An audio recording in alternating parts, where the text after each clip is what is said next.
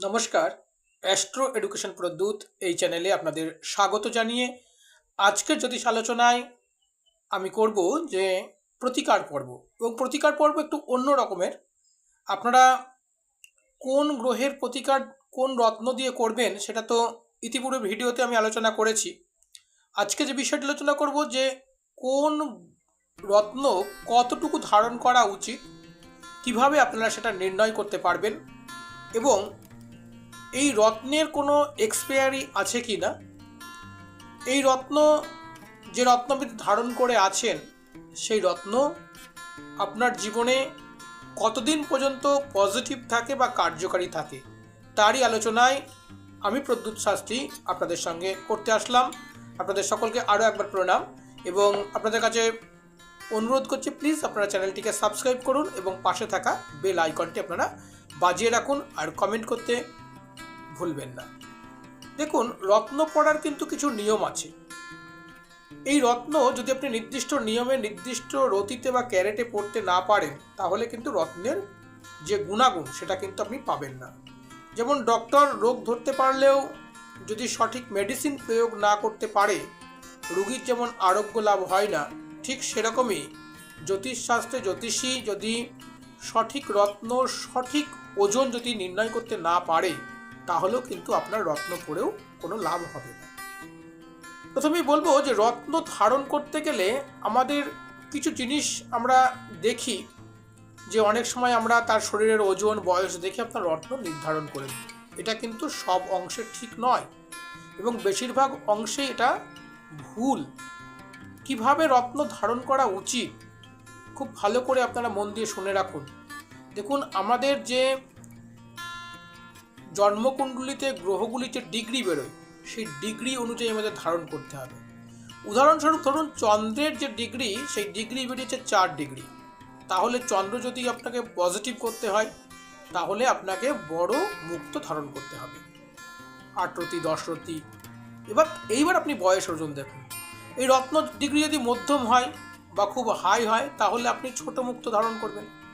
এইভাবে আপনাকে রত্ন নির্বাচন করতে হবে, তবেই কিন্তু আপনি রত্নের এবং আপনার জীবনের সঠিক প্রতিকার আপনি করতে পারবেন। এছাড়া আপনারা যখন রত্ন ধারণ করছেন, ধারণ করবার সময় কিন্তু অবশ্যই শোধন করাটাও প্রয়োজন। আমাদের মনের মধ্যে বিভিন্ন রকমের প্রশ্ন আসে। জ্যোতিষীরা আমরা যে রত্নগুলো আপনাদের গ্রহ প্রতিকারের জন্য দিয়ে থাকি সেই রত্ন কতদিন কাজ করবে, কিভাবে কাজ করে এবং এর কোনো এক্সপায়ারি আছে কি না, এরকম নানান প্রশ্ন কিন্তু আমাদের সামনে চলে আসে এবং তারই আলোচনায় আমি প্রদ্যুৎ শাস্ত্রী সকলকে আমার প্রণাম এবং ভালোবাসা জানিয়ে অ্যাস্ট্রো এডুকেশন প্রদ্যুৎ এই চ্যানেলে আপনাদের স্বাগত জানিয়ে একটি ছোট্ট অনুরোধ, আপনারা চ্যানেলটিকে সাবস্ক্রাইব করবেন এবং পাশে থাকা বেল আইকনটি আপনারা বাজিয়ে রাখুন। দেখুন, রত্ন ধারণ করতে গেলে আপনাকে গ্রহের ডিগ্রি কিন্তু অবশ্যই আপনাকে মাথায় রাখতে হবে। সেই সঙ্গে বলে রাখি যে আমাদের শরীরে এমন একটা টাইম আসে যেই টাইমে আমাদের শরীরের যে ওয়েভ বা রশ্মি যেটা শরীর থেকে নির্গত হয় এবং রত্ন থেকে যে ওয়েভ বা রশ্মি যেটা আমরা যাই বলি না কেন সেটা যখন নির্গত হয়, সেটা যখন সেম হয়ে যায় তখন কিন্তু রত্ন আর কাজ করে না। তখন রত্ন আপনার হাতে পড়ে থাকা কিন্তু বেকার হয়ে যায়। সেই সময় আপনার কি করা উচিত? সেই সময়ে আপনাকে সেই রত্ন অবশ্যই চেঞ্জ করা উচিত বা চেঞ্জ না করলেও তাকে রিচার্জ করা উচিত, যাকে আমরা বলি। যেমন মোবাইলের ব্যাটারি যখন লো হয়ে যায় তখন আমরা আবার মোবাইলে চার্জ করি, ঠিক সেরকম সেই রত্নকেও চার্জ করতে হয়। কীভাবে করবেন? রত্নটাকে ভালো করে আপনারা আংটি থেকে বের করে পরিষ্কার পরিচ্ছন্ন করে আবার সেটাকে ধারণ করুন, শুদ্ধ করুন, মন্ত্র উচ্চারণ করুন এবং সেটাকে শুদ্ধ মনে আপনারা ধারণ করুন। দেখুন সেই রত্নের গুণাগুণ আবার বৃদ্ধি পাবে। কোন রত্ন কতদিন কাজ করে? যেরকম যদি আমরা বলি মুক্ত কিন্তু মানুষের জন্য 2 থেকে 2.5 বছর পজিটিভ থাকে বা কাজ করে। তারপর যদি আমরা বলি রক্ত প্রবাল বা হিন্দিতে যাকে আমরা বলি মুঙ্গা বা রেড কোরাল ইংলিশে, সেটা কিন্তু 3 থেকে 4 বছর পর্যন্ত সঠিক কাজ করে বা পজিটিভ থাকে। মাণিক্য বা যাকে আমরা বলি চুনি, সেই চুনি কিন্তু মানুষের শরীরে 5 থেকে 7 বছর পজিটিভভাবে কাজ করতে পারে।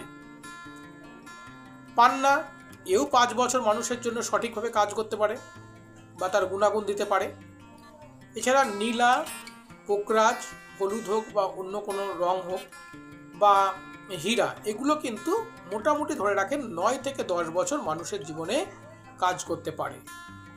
এছাড়াও নীলা পড়ার জন্য কিন্তু বিশেষ কিছু সতর্কতা জ্যোতিষীরা আপনাদেরকে বলে থাকেন, তারও ভিডিও আমি খুব সংক্ষেপে আপনাদের সামনে উপস্থাপন করব। আজকে বিদায় নিচ্ছি, সকলে আপনারা ভালো থাকবেন, চ্যানেলটিকে সাবস্ক্রাইব করবেন। আপনারা যদি চান আপনার জীবনের সমস্যা জ্যোতিষবিদ্যার মধ্যে দিয়ে সমাধান করবেন, তাহলে আজ যোগাযোগ করতে পারেন আমাদের সাথে এই ফোন নাম্বারে।